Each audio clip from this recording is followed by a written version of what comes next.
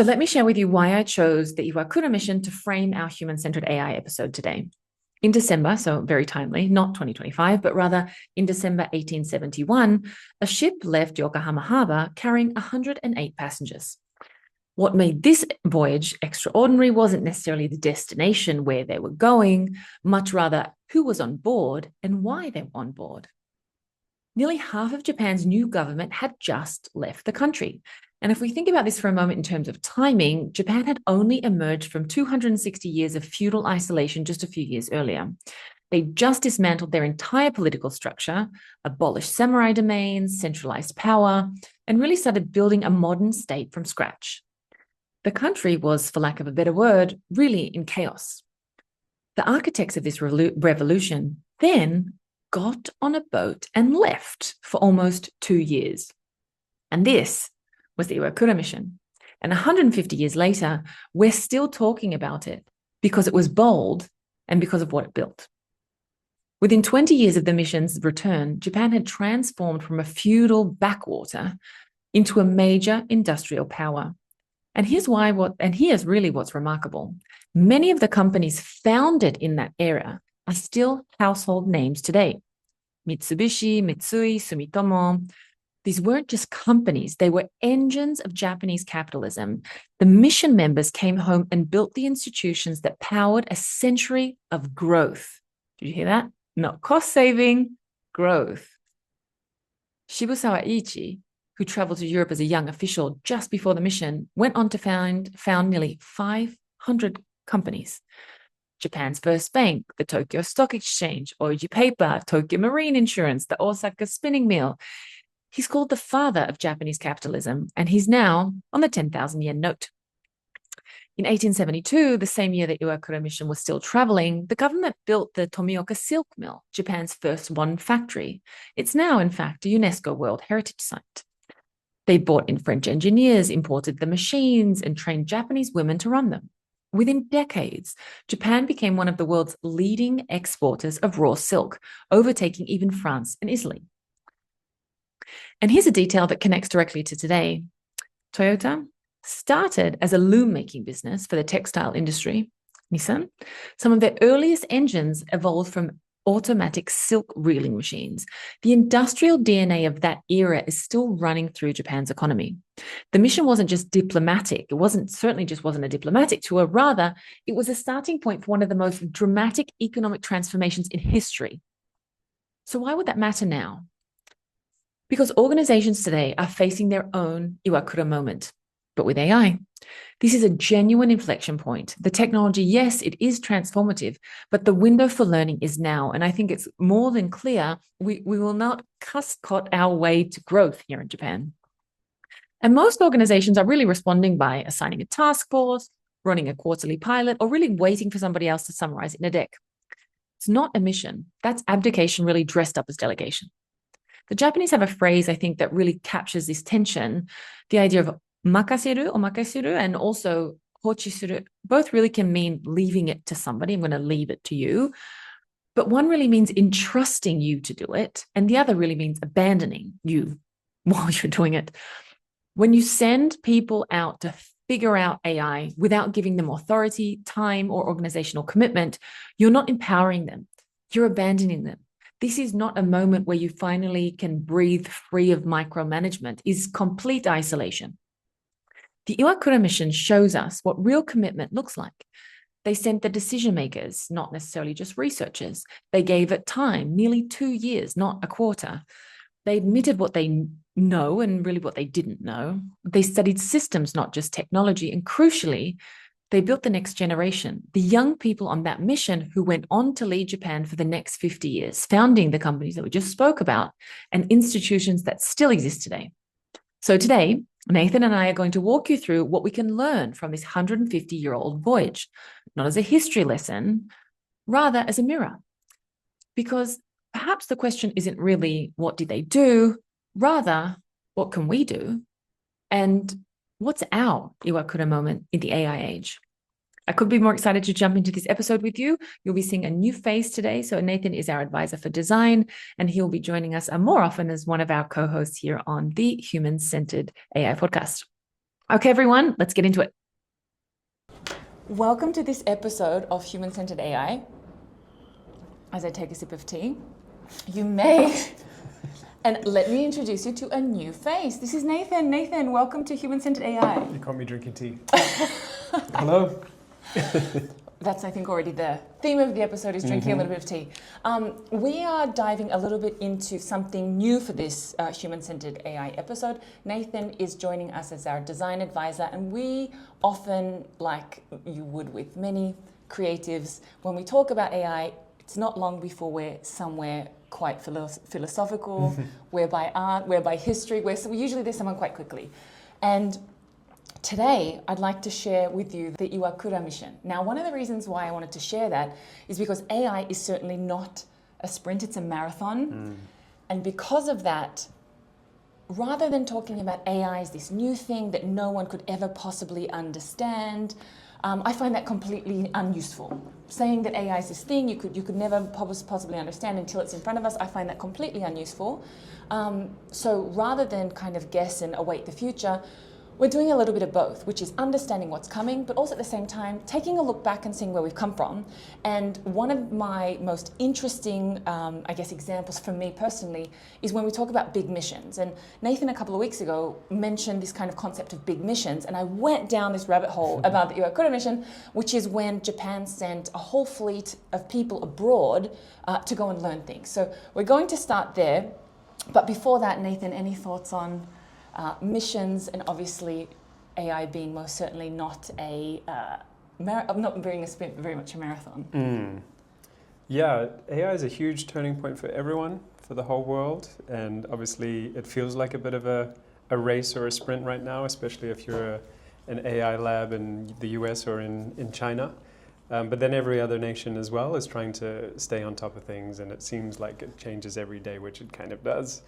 But at the same time, this is going to take a long few years to play out, and we don't know what the ceiling is yet on AI, and the LLMs aren't telling us, so they don't know either, or they're keeping it to themselves. We don't know. There's a lot of unknowns, and so there's a lot of exploration required. That's where I think missions are so helpful.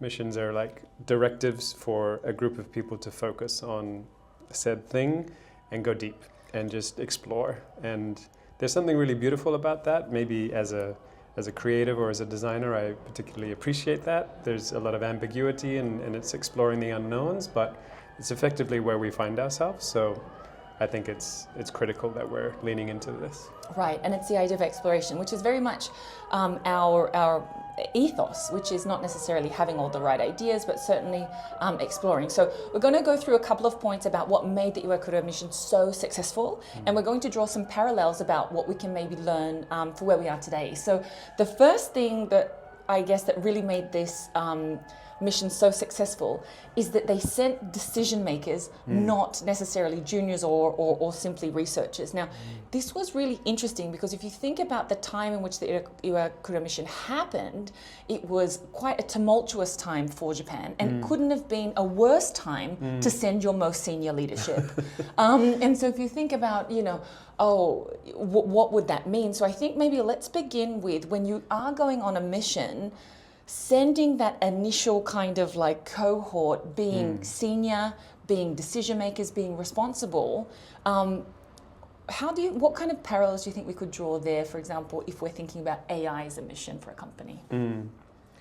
I guess it's so important for the senior-most decision makers and leaders to understand what is going on, which was, I think, a lot of the success of this mission, was that they were there themselves. They had a pretty open brief in terms of the mission, but the goals were clear, and they were to go and explore and learn as much as they could from the US, and from the UK, and from Western Europe, and bring all of that knowledge and those insights back to Japan to see how that could influence the future for Japan. And I think it's the same with AI, is we're in a place where we just need to try these tools and try these technologies. We need to figure them all out ourselves and how they work for us as a company or as a country. And so it requires a lot of involvement of leadership to be there and to be the ones really learning for themselves before they bring it back and start to think about how this can be applied in their context. So yeah, the leaders being the ones to go makes a lot of sense. This is super interesting because you and I often see there's an interesting kind of swing between what leadership might look like in a new environment. So for example, you'll see, or what we've heard is you'll have the full, let's call it support of leadership, or it seems like they're full support, like go off and do your thing. But actually, there's no clear mission. And so I'm very interested about finding that, and I know in Japan we talk about balance all the time. Balance, we always talk about it. But I think this is another example where that balance is important of, yes, having a mission, but not being micromanaged isn't the opposite of having autonomy, right? So I think that's a super interesting perspective as well. Yeah. Moving to the second point, and I'd be really interesting to hear your experience, particularly being involved in the build so much. You go from, you really liked it, one of your passions, bringing things to life. One of the key factors was that they gave it real time. So 2 years, the Iwakura Mission was 2 years. It wasn't Q1, it wasn't check back in with me for 3 to 4 weeks, but they gave it 2 years. What are your thoughts on giving an initiative a decent amount of time to run its course? Yeah, it's obviously critical. I think the times were different back then. So 2 years then might look more like 1 year or something today, but still giving it enough time to breathe and for people to go down some rabbit holes and maybe turn around and say that wasn't the one for us and come back and try something else, try another door, try another direction. I think all of that is part of the exploration process. And if people aren't given that space to think and to dream and to imagine and go down rabbit holes, and even if they're the wrong ones, that's okay, is crucial in these kinds of missions being successful. Obviously, 1 quarter is not nearly enough time for any of this. So there's probably some sweet spot in between today where AI is moving so quickly, you need to move quickly as well. But at the same time, as you've said, it's a marathon, not a sprint. So even if you spend 1 year today, you're probably going to spend another year doing something similar again next year or in a short amount of time thereafter. So yeah, giving the team the amount of autonomy that makes sense, but also the directive that is also one other thing that I think could maybe go hand in hand with this is I think, so they disembarked Yokohama, which is special to me because I live probably 500 meters from the port. So 1871 in December, right? So we're, almost an anniversary. And they didn't come back till 1873, right? Now, because of, I guess, technology, etc., or access to information, it would have been very difficult to provide leadership or anybody else for that matter with weekly updates. So I think that might also be interesting. So yes, you're giving yourself like this amount of time, but I think that's also interesting. I wonder what that would have looked like in terms of like the timing of updates, etc. Yeah, well, I guess they didn't know any different. That was the pace of things. That was the technology that they had. They took a diarist, I believe, was one of the team members. So they were journaling everything and documenting everything. And it wouldn't have been until they got back with all of those notebooks that they would have had a chance to review everything. Maybe that's another reason why the leaders chose to go, is that they're not going to get any feedback or any reporting until the team comes back, and that's maybe too long to wait. I don't know. But you could totally draw parallels to today in the same way. Like it should be the senior leaders who are learning as much as possible themselves so that they know how to apply what they're learning in their context back home, as well as not losing anything in the translation that happens between learning on the front lines and putting it into action. There's a huge opportunity for there to be something lost in that translation if it's the team doing the work and then coming back and reporting back to senior leaders. And senior leaders will take from the reports what they will, and there will be unconscious biases in the way that they absorb that information, and there will be things lost. And that could be really potentially dangerous, that they're not getting all of the nuance that the team that goes and gets firsthand information and firsthand experience is going to get. So speaking of taking leaders to the front lines. When we've done a lot of research as part of our projects, we've encouraged at least one or two of the senior leaders to come with when we're interviewing, say, customers. And they are shocked. I was going to say, can I ask what's, so for example, could you share when you sit down and you say, we're going to, for example, go to your store actually, or we're going to go to your factory floor, is there an element of excitement? Is it unsure? Is it maybe all of the above? It depends, obviously, on their openness to the exploratory phase of a design project, but usually there's some surprise along the way, whether it's, oh, we've never been asked that before, or sure, but there's going to be a lot of legal requirements before you go in, NDAs, etc.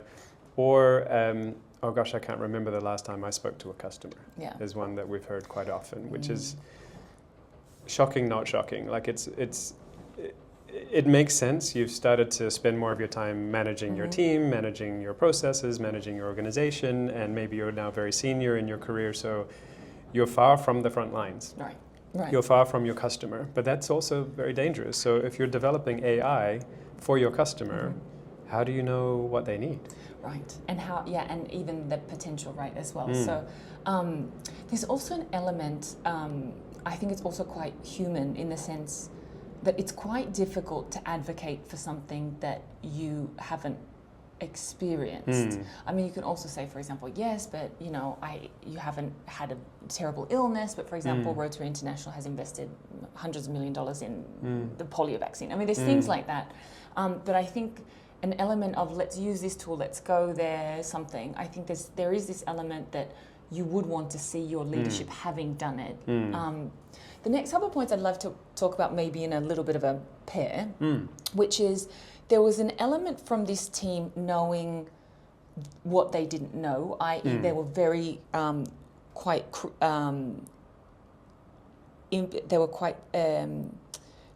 purposeful in who they chose to go on the mission. So I think this is also came from what, you know, kind of who they know, or admitting what they know, what they don't know. Yeah. But I think there's also this element of they knew that, and there was this mandate that we're studying systems, not necessarily technology. So of course they went and they saw roads, trains, etc. But they also went and they saw things like, what does your law system look like? How do your streets, you know, connect? And how do people live with each other, for example? So I think that knowing what you don't know and then taking that with an open mind of studying the deeper systems, I could see that there's quite a bit for us there as well in our age of AI. Yeah, that's fascinating. It makes me think that the people who thought up this mission, you know, maybe the stars aligned and they were an interesting group of individuals who happened to come together at that time and place, but that's very insightful to think that way and to realize they're not necessarily going for the nuts and bolts of technology in the United States today. Like that's going to get them somewhere for the next year or two, but they were thinking much longer term. So they were thinking, let's look at the underlying systems of what the US has done well, what the UK has done well. They're looking at culture, they're looking at society, so that's looking really deeply, and I guess they always knew that this was a long-term play, which again is really interesting, that they were able to, they had the foresight for that. And I guess the way the businesses are run today makes long-term thinking harder. Maybe a little bit better in Japan in some ways, because companies have been around for hundreds of years in some cases, and so they might have a better sense of long-term planning or long-term thinking. But in the West, for example, if you're a publicly traded company, then you're answerable to Wall Street every quarter, and so that basically generates short-term thinking, the exact opposite of what we're encouraging with missions. But that long-term thinking and thinking about things in systems is really powerful. And it's then, I think, that you can understand the underlying fundamentals and then how that could be applied in the context of your country or your society or your people or your company. It's going to be a lot easier actually that way, ironically. It's going to feel like it's taking longer or taking a bigger step back for 2 steps or 10 steps forward. Charles, 1 second. Darling, I'm talking with Nathan, okay? Can you wait a minute? Yes. So you were saying which could make it much more difficult. Which could make it much more difficult. Which will make more. So you're thinking a little bit more long term. Yes. And maybe I can also One other point that we were just bringing up that I think is also quite interesting is around AI specifically. I think when you focus on a tooling level, when you focus on the tools, on the next app, you can feel quite overwhelmed, and it can feel like, my gosh, everything's changing. But if you look at AI in terms of a deeper architecture and what it requires, and you know what the capabilities of AI, that's actually not changing that quickly. Right. And I think this is really interesting when you're looking at, for example, systems versus you know the technology. Going somewhere and coming back to something that you and I love talking about, which is the third way. There's this way and that way. What's another way? That kind of middle path. I think that's also super interesting here, which is, if you are focused on the surface, of course you're going to feel on a treadmill. Yeah. But if you can take a step back and go, what are the systems, what's going on here, what's the culture driving it, I think there's a little bit more peace there. And getting back to the idea of AI being a marathon, that's where I get my energy from. I think if I were to only focus on the tools, I would just be demented. Yeah. But I think taking a step back and going to systems gives me peace. Right. Yeah, I agree. It's very reactive if you're just looking at the tools that are surfacing every day. And I think there's an element of that that is also required, but maybe that can be done by different people than the senior leaders. Maybe senior leaders are in a position to be taking that step back and looking at things more holistically from a different vantage point, looking at the forest more so than the trees. Maybe your team members are looking at each of the trees and seeing which ones make sense. But you're reactive, and two, you're on the treadmill, like you said, and it's a complete bombardment of new technologies and tools coming at us today, and it's not going to stop. If anything, it's going to accelerate. As more countries develop their own LLMs, it's not just the US and China, then we're just going to have more and more and more of these things coming at us. But if you're thinking at it at a deeper level, then you're able to, as you said, like be at peace and focus on the systemic drivers and think about things much more at a core level and how they relate to what you're trying to achieve. And then they did something that we often forget in our speed of innovation, which is to document. And document openly, to document with a divergent context or mindset, as in write down everything and decide if it's important later. And they also had different people documenting as well with different minds. I'd also be interested to hear your perspective of the role that documentation would play, for example, in our age of AI. One of my favorite ways to think about it is to say, if we've done anything a little bit better, how would we know that? We have to kind of take a picture of today in order for it to make any sense. So I personally see that there's quite a few parallels between the documentation and it being successful and where we are today with AI. But I'd love to hear, obviously, your thoughts.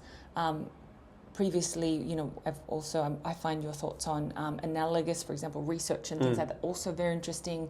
What are some maybe takeaways from our AI world regarding divergent, purposeful documentation?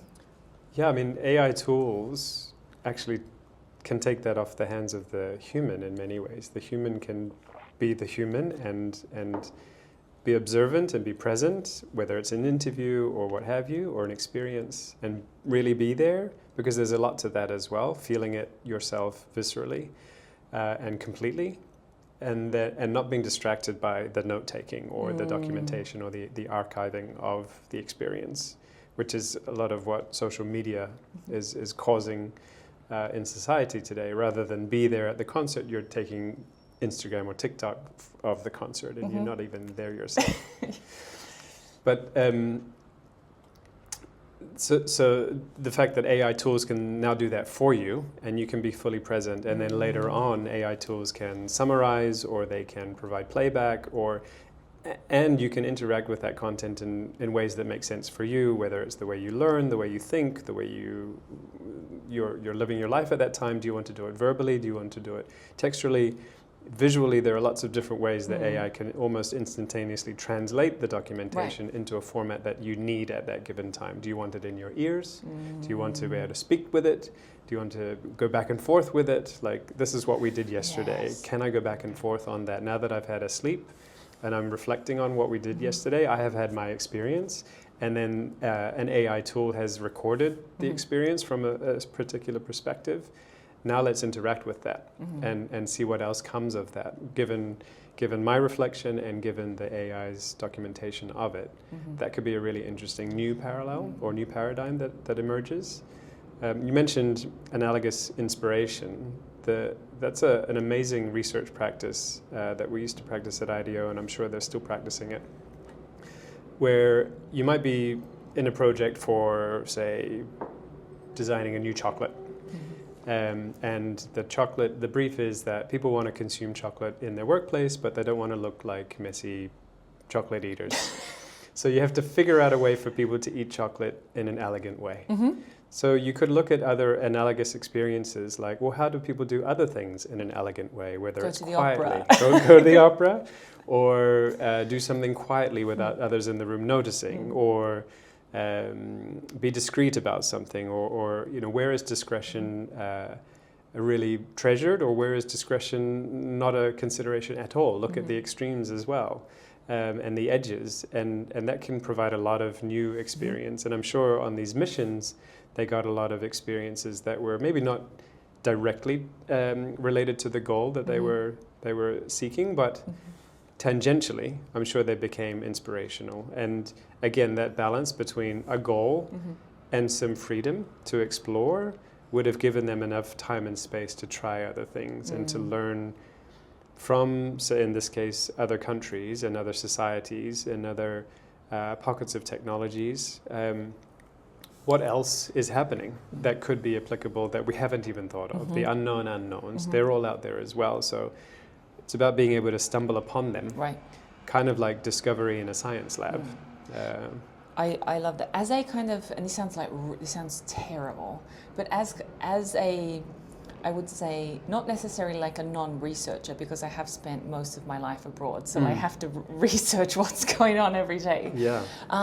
But I have to say, in terms of documentation, it wasn't my strength, wasn't my personal strength. So one thing that I love about AI tools is we often use the word, it can democratize, right? Democratize, but we often can overuse that. But I do really believe this can democratize documentation. You mentioned, would you like it as a podcast? Would you like it in a song? How would you like it? This is kind of based in ease, but there's often examples where people have a necessity. I'm blind, I need it like this, or I'm deaf, I need it in another way. So I'm so excited that this is so available, and you and I having just seen in one of our human-centered AI leadership academies the ways in which you can leverage AI for documentation or even analysis and synthesis really blew my mind. Really quite blew my mind. And one thing that we also do here at DTJ is we have our human conversation first. Everyone does their own thinking on their own, and they're collaborating probably with their own AI then. Then we come together as humans. We have our note taker running around in the background, so we don't even bother with our own notes. And then at the end of the meeting, we say, before we make any decisions, let's go back to let's take some time to analyze what's come up in this meeting. And we treat the AI note taker as a person with a role. And this is one of the ways that I've found this works so well for me. I really enjoy that. What about you? It works well for me as well. Not that I dislike documentation. I find myself being the meeting note taker sometimes, and I'm okay with that. But it's almost a bit too powerful. You can take the notes in a way that consciously or unconsciously may have bias in it. Just how you from understood your perspective, it, right? just how you understood it, just how you heard it. What didn't you hear? Maybe you were busy taking a note and you were messing with technology and you missed a piece, and that's gone forever. Whereas AI tools are much more objective and hopefully less biased about the way that they understand information that's being fed into their sensors. But you've reminded me of a couple of things. One is I read a very good article recently. Person who has an engineering background is also leaning into writing, and they've of course started to use LLMs as a writing augmentation tool. And they stopped and observed that they're concerned at the moment, and I'm sure a lot of people are that are using these LLMs as writing partners. How much do you let the AI write for you versus how much should you be writing so that your struggles and your thinking still come through in the final piece? It's very easy to give a draft, to be honest, crappy draft to an LLM, and for it to give you something very very concise and very polished back, and to say, okay, I'm good now, publish. I'm sure a lot of people are doing that. I have a filter. I have my own filter for that. It's kind of a bit of a guide. I ask myself, or I ask the reflective question, am I surprised with the outcome? I most likely shouldn't be surprised. I'm probably impressed. Oh, that's a good way to say it. Yes, exactly. So am I surprised with what comes out? If I'm surprised, I think maybe there's a bit of a reliance because you shouldn't be surprised. Should you feel, hey, wonderful, that's a great way to angle that, or that's a great way to word that, that's for me a bit different thing. So that's for me a little bit of a guide that I'm currently using for myself. That's a good one, I like that. Yeah, that makes a lot of sense. The author of this piece talked not so much about that, which I think is a good catch, but he even mapped it out. Being the engineer he is, he mapped out the journey of writing a piece from like loose ideas to coming together, but there's a lot of craft in the middle, and then finally coming to a polished piece at the end. And there's a whole chunk of the timeline or the journey toward the end there where you're still struggling with using writing to think. And if you're not doing that anymore because you've offloaded that to LLM, there's a chance that you're missing some of the deeper thinking by skipping that step. So that's their concern, and they're exploring that right now. I think that's one thing. And the other thing I wanted to raise is the idea of trust. So we do start to consider an AI as a team member in many ways, whether it's the note keeper or the summarizer or what have you. There are lots of other tasks that it's taking on these days. I'm really curious about how teams and organizations learn to trust the ability of their LLMs and their AIs to do the work that they need it to do in a way that makes sense for the organization and for society. One of my concerns with AI right now is that it's effectively a US-China race. And I don't know what the answer is. Like, do we need an LLM from every country? I don't know if that's the answer either. That's a bit strange. In a globalized business society or business community, I don't know what the answer is, but the fact that there's just a handful of research labs that are launching these models and these tools, and we're all using the same ones, is a part of that trust equation as well, or that trust piece to this as well. And I think we're trusting them quite a lot. A surprising amount. Even I'm surprised at how much I trust them. Being a skeptic in this case, it's very easy to, because they're so convincing. They're so eager to please, and they're so well done. But really, they're still predictive machines. This is generative AI. This is not AGI. And obviously, there's a million opinions about whether or not we're close to AGI. But AGI is a very different thing to what we're using today, and yet we're already here trusting them with, in some ways, very important information and tasks within organizations. And I think your point to trust is so key. The same way that you would, and I think there's also there's an element of trust, but there's also an element of kind of, something being a co-created piece. So, for example, if we were to develop something, despite me trusting you implicitly, we would still share, hey, this is what I've done. Can you have a look at it? What do you think? Shall we send it out? So I think that's also interesting. I'm also super interested on a couple of things when it comes to trust. For me, one is what the connection is between your own personal literacy and how much you are able to trust. I feel low literacy kind of results in either no trust or over trust. So one of the things that I really love to see is when people develop their own AI literacy, that they're able to say, okay, I need to then, for example, not just, for example, let's take the Deloitte example. Deloitte has, in the last 6 months, published 2 papers, quite embarrassingly, and they've basically had to pay back a whole lot of money because the AI had hallucinated, which we call machine learning imagination, right? Imagination.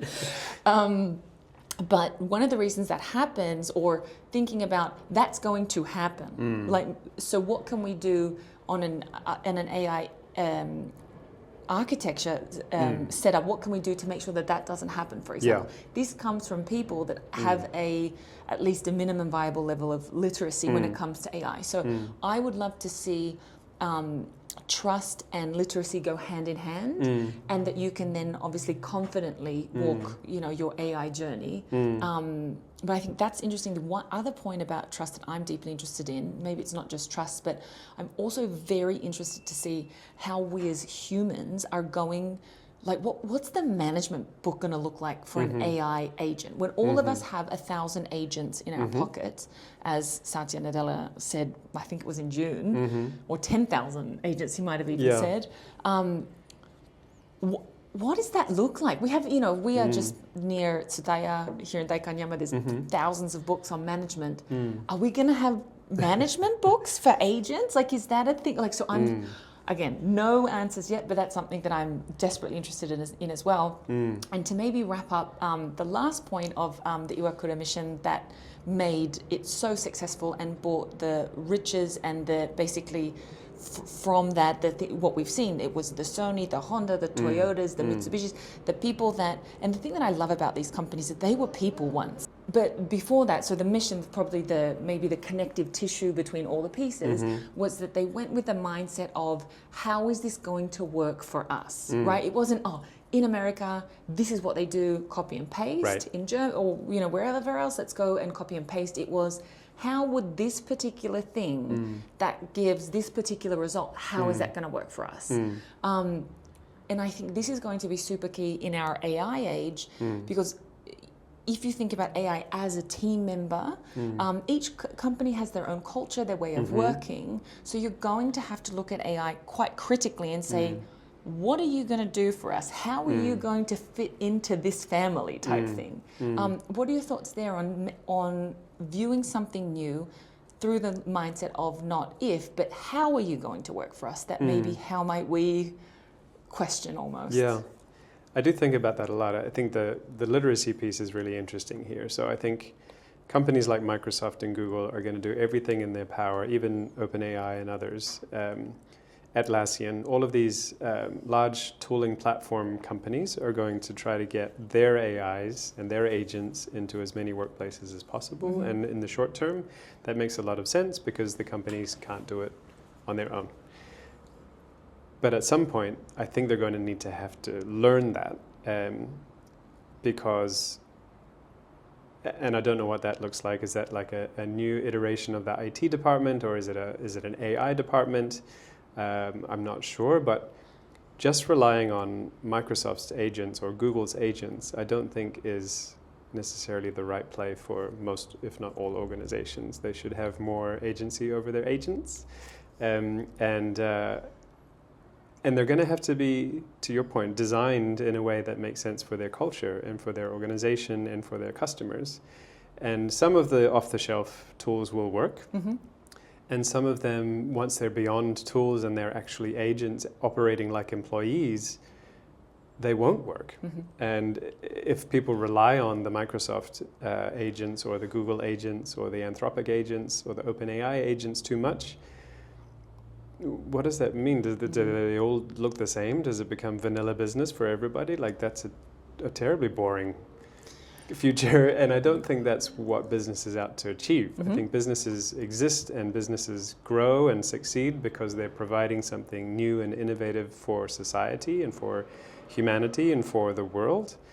And so if everyone's using the same tools, that's going to depreciate. Whereas innovation is going to need to include how we work. It always has and it always will need to include how we do things, not just what we do. And part of that moving forward from yesterday is how we work with agents, AI agents, AI tools, and how they are a part of our new way of working. And some of those will be Microsoft tools, but some of them need to be homegrown. I absolutely agree. And with that, I think that was a really great kind of just overview of what we kind of highlighted from the Iwakura mission. And I guess one of the reasons we wanted to use this, not that it's timely, the fact that it happened in December and things like that, but I think it's also a matter of hope. We often kind of get down on ourselves a little bit here, particularly in like the Japanese context. Of, we don't change, or we don't take risk. That sounds pretty risky.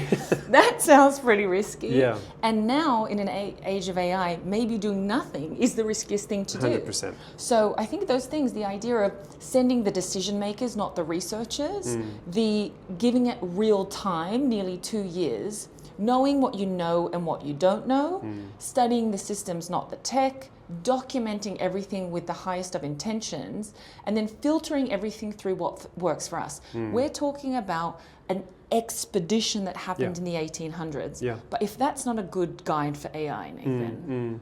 And hope. Yes, I mean, exactly, hope. Yeah. We're doing this for a better future. And I think this is how we need to close.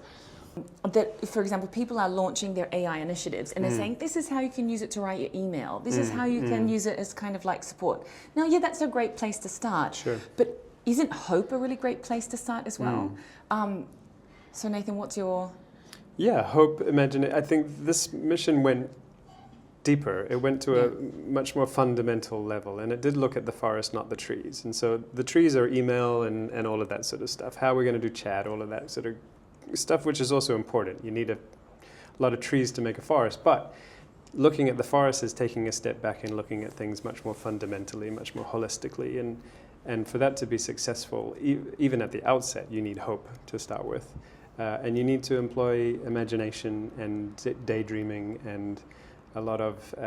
Your C word. C word, curiosity. Thank you. Thank you. A lot of curiosity from through the entire organization. And I think this is really exciting because you and I have seen teams... We got a time timer. You and I have seen teams go through innovation. We've seen teams go through change, and our hope is to take what we've learned and then apply it now in our new age. Yeah. All right. Thank you for joining us for this week's Human-Centered AI. We hope you enjoyed it. It's a very exciting topic and also very timely as we just enter December and thinking about hope for the new year. Thanks, everyone. Thank you.